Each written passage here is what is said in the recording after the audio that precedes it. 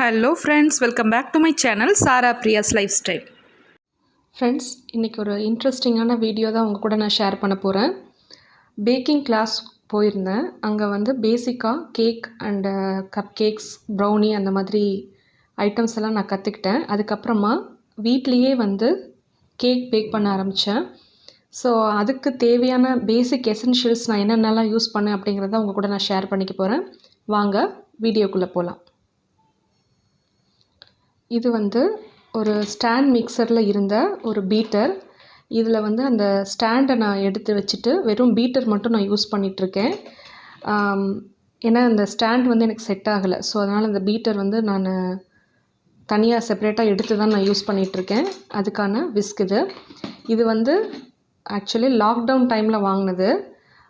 அப்போல்லாம் கேக் வெளியில் வாங்க முடியாது இல்லையா? ஸோ அந்த டைமில் கேக்கு வீட்லேயே பேக் பண்ணிக்கலாம். அப்போல்லாம் எங்கிட்ட ஓடிஜி கிடையாது. ஸோ அப்போ அந்த டைமில் வாங்கின இந்த பீட்டர் இப்போ எனக்கு யூஸ்ஃபுல்லாக இருக்குது. ஸோ அதுக்கான இந்த ஹேண்ட் பீட்டர். அதுக்கப்புறமா கேக்கோட மெஷர்மெண்ட்ஸ் எல்லாமே கப்பு அந்த ஸ்பூன்ஸில் தான் இருக்கும். ஸோ அதுக்கான பேசிக்கான measuring cups and measuring spoons. அதுக்கப்புறமா சின்னதாக குக்கி கட்டர்.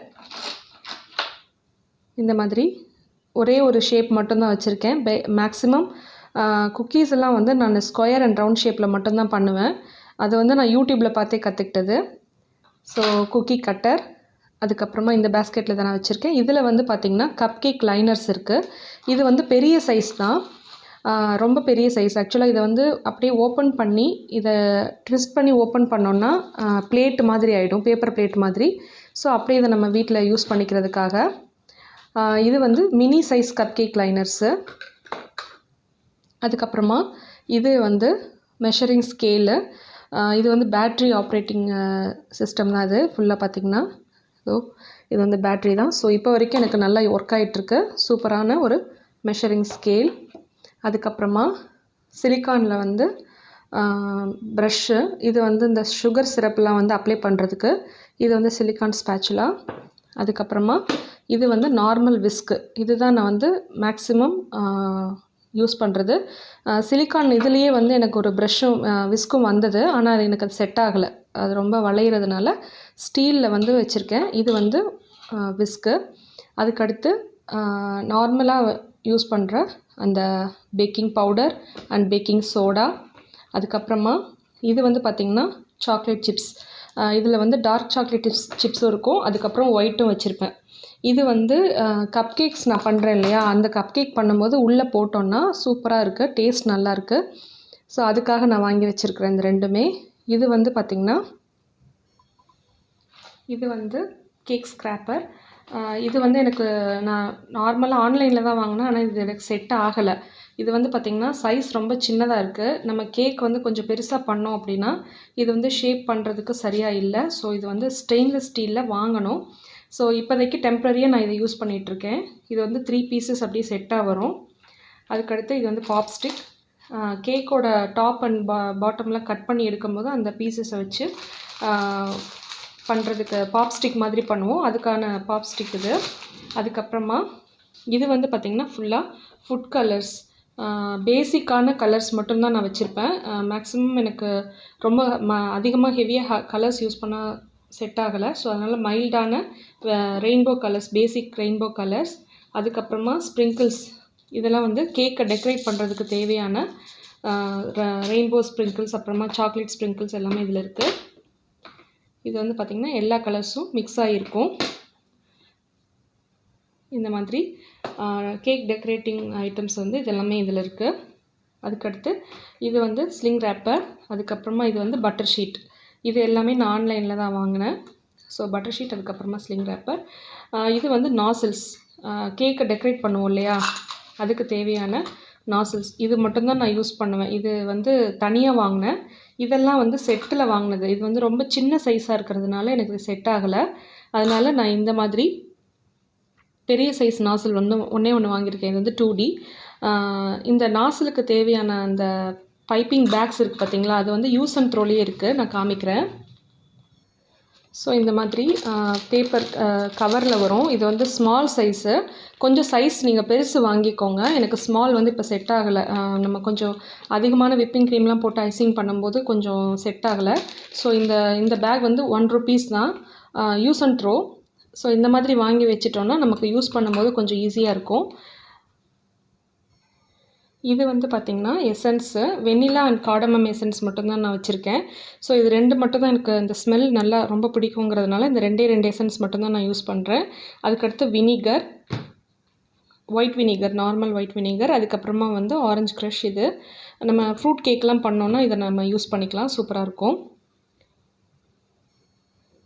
நெக்ஸ்ட் ஐட்டம்ஸ் வந்து பார்த்திங்கன்னா ப்ரௌனி ட்ரே, அதுக்கப்புறமா கேக் பேக் பண்ணுறதுக்கான டின்னு. இது எல்லாமே வந்து 6 inches 8 inches டின் எல்லாமே இதில் இருக்குது. இது வந்து கப் கேக்குக்காக வாங்கின ஒரு ட்ரே. ஆனால் இது வந்து அவ்வளோ யூஸ்ஃபுல்னு நான் சொல்ல மாட்டேன். இதில் வந்து என்னென்னு பார்த்தீங்கன்னா இந்த மாதிரி சின்னதாக இருக்குது. அந்த ஷேப் வந்து சின்னதாக இருக்குது. நான் கப் கேக் லைனர்ஸில் போர் பண்ணி அந்த கப்பை வந்து இந்த ட்ரேயில் வச்சுட்டு நான் அப்படியே பேக் பண்ணுவேன். ஸோ அதுக்கு தான் இந்த ட்ரே நான் யூஸ் பண்ணிகிட்ருக்கேன். அதுக்கடுத்து இதில் வந்து நார்மலான மிக்சிங் பவுல்ஸு. இது வந்து நான் மெஷர்மெண்ட் எடுக்கும்போது மட்டும் நான் இதை யூஸ் பண்ணிக்கிறேன். மற்றபடி நார்மலாக யூஸ் பண்ணுறது இந்த 2 பவுல் தான். ஸோ நெக்ஸ்ட் என்னோடய டார்கெட் வந்து பார்த்திங்கன்னா ரொம்ப அதிகமான பவுல்ஸ் யூஸ் பண்ணாமல் ரொம்ப மினிமலிஸ்டிக்காக பவுல்ஸ் யூஸ் பண்ணி நான் கேக் பேக் பண்ணணும்.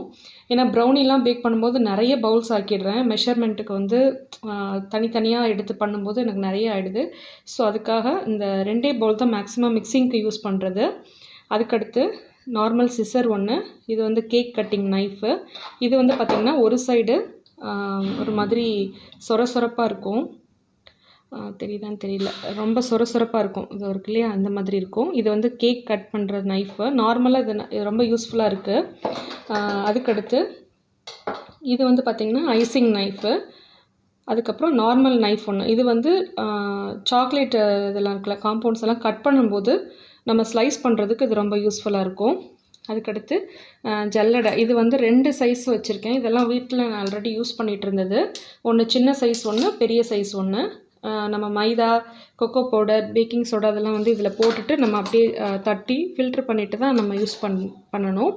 அதுக்கடுத்து இது வந்து நார்மலாக ஒரு கிளாத் க்ளவுஸு. இது வந்து ஓடிஜியில் நான் இதை வச்சு தான் நான் கேக்கெல்லாம் வெளியே எடுக்கிறது வைக்கிறது எல்லாமே. ரொம்ப சூடாக இருக்குங்க. ஸோ ரொம்ப கேர்ஃபுல்லாக ஹேண்டில் பண்ண வேண்டியதாக இருக்குது. ஸோ அதுக்காக நான் முன்னாடி மைக்ரோவேவ் வச்சுருக்கும்போது வாங்கின ஒரு க்ளவுஸு அதை நான் இப்போ யூஸ் பண்ணிகிட்ருக்கேன். அதுக்கப்புறமா ஒரு ஃபைபர் டர்ன் டேபிள். இது வந்து நம்ம கேக் ஐசிங் பண்ணும்போது யூஸ் பண்ணுறதுக்கு. இது நல்லா வெயிட்டாக பார்த்து வாங்கணும், ரொம்ப கனமாக இருக்கும். ஸோ டெக்கரேட் பண்ணும்போது இந்த டேபிள் வச்சு கேக் வந்து டெக்கரேட் பண்ணுவேன். நெக்ஸ்ட்டு வந்து நான் என்னென்ன ப்ராடக்ட்ஸ் யூஸ் பண்ணுறேன் அப்படிங்கிறத காமிக்கிறேன். இது வந்து பார்த்திங்கன்னா இதை காமிக்க மிஸ் பண்ணிட்டேன். இது வந்து லெட்டர்ஸ் எல்லாம் கட் பண்ணுற கட்டர். இது நான் ஃபாண்டன் கேக்கும் கற்றுக்கிட்டேன்னு சொன்னேன் இல்லையா, அந்த ஃபாண்டன் கேக்கில் வந்து அதுக்கான டோ தான் இது. இதில் வந்து நான் பேசிக்கான ஒயிட் அண்டு சில்வர் கிரே மட்டும் வாங்கியிருக்கேன்.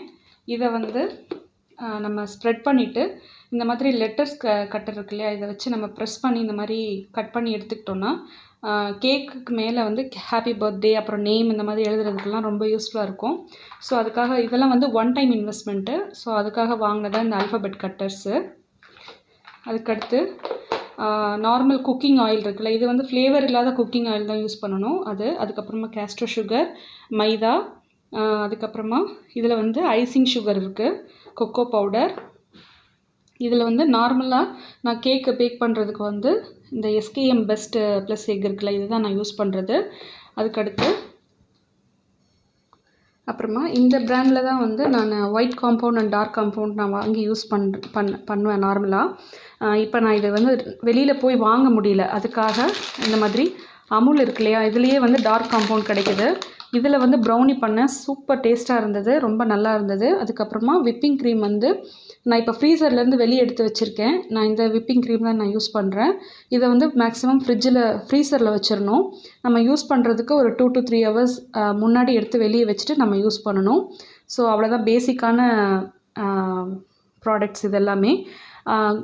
வீட் பிஸ்கெட்டு குக்கீஸ் பண்ணுறதுக்கு வந்து நான் நார்மலாக நம்ம கோதுமை மாவு வாங்குவோம் இல்லையா, அந்த ஆஷிர்வாத் அந்த மாதிரி கோதுமை மாவு தான் நான் யூஸ் பண்ணுறது. ஸோ இது வந்து பேசிக்கான பேக்கிங் ப்ராடக்ட்ஸ் இதெல்லாமே இதுதான் நான் யூஸ் பண்ணுறது.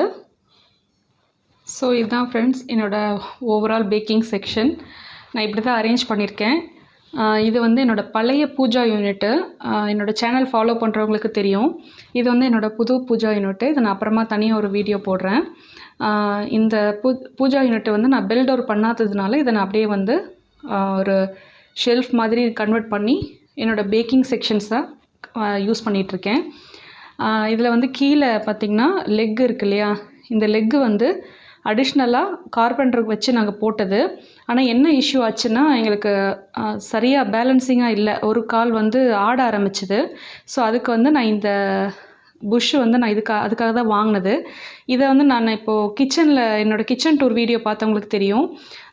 டோர் வந்து சுவரில் இடிக்கும்போது அது ஹேண்டில் சத்தம் கேட்காமல் இருக்கிறதுக்காக யூஸ் பண்ணிகிட்டு இருந்தேன்னு சொன்னேன். அதுக்கு வந்து சிலிக்கான் புஷ்ஷு தான் யூஸ் பண்ணுவாங்க. பட் இப்போ இது கிடச்சதுனால நான் இதை யூஸ் பண்ணேன். இது வந்து அந்த லெக்கோடைய பாட்டம் இருக்குது பார்த்திங்களா, அந்த கீழ் போர்ஷனில் இந்த ஸ்டிக்கர் அப்படியே எடுத்துகிட்டு நம்ம அப்படியே ப்ளேஸ் பண்ணிட்டோம் அப்படின்னா நமக்கு அந்த ஷேக் ஆகாமல் க்ரிப்பாக இருக்குது. நம்ம மூவ் பண்ணும்போது நாய்ஸ் வராமல் இருக்குது. ஸோ சூப்பராக இருக்குது. ஸோ இது யூஸ்ஃபுல்லாக இருக்குன்னு நினைக்கிறேன். அந்த ஸ்டிக்கர் வந்து பார்த்திங்கன்னா இதுதான். இது வந்து பிக் பாஸ்கெட்டில் தான் வாங்கினேன். இதில் வந்து 28 பீசஸ் இருந்தது. ஸோ சின்ன சைஸும் வருது, பெரிய சைஸும் வருது. நமக்கு எந்த புஷ்ஷு தேவையோ அதுக்கேற்ற மாதிரி நம்ம இதை யூஸ் பண்ணிக்கலாம். இது வந்து என்னோடய ஓடிஜி. நான் பேக்கிங் கிளாஸ் போனதுக்கப்புறமா இதை நான் வாங்கினேன். அகோரா பிராண்டில் 40 லிட்டர்ஸு. இது வந்து மேனுவல் தான் ஃபுல்லாகவே. இது எல்லாமே மேனுவல் சிஸ்டம் தான். இதில் வந்து நான் இப்போ இதை காமிக்க மிஸ் பண்ணிட்டேன். இதில் வந்து பார்த்திங்கன்னா ஃபாண்டன் டூல்ஸும் நைஃபும் இருக்கும். இது இருக்குது பார்த்திங்களா, இதோ இந்த நைஃப் தான். ஸோ இது வந்து ஃபாண்டன் கேக் பண்ணும்போது அந்த டோ கட் பண்ணுறதுக்கு, அதை டெக்கரேட் பண்ணுறதுக்கு தேவையான டூல்ஸ் இது. ஸோ இதை இப்படி தான் நான் அரேஞ்ச் பண்ணியிருக்கேன் ஃப்ரெண்ட்ஸ்.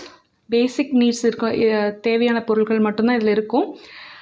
இந்த வீடியோ எல்லாருக்கும் பிடிச்சிருக்குன்னு நினைக்கிறேன். பிடிச்சிருந்ததுன்னா லைக் பண்ணி கமெண்ட் பண்ணுங்கள். உங்கள் ஃப்ரெண்ட்ஸ் அண்ட் ஃபேமிலி கூட ஷேர் பண்ணுங்கள்.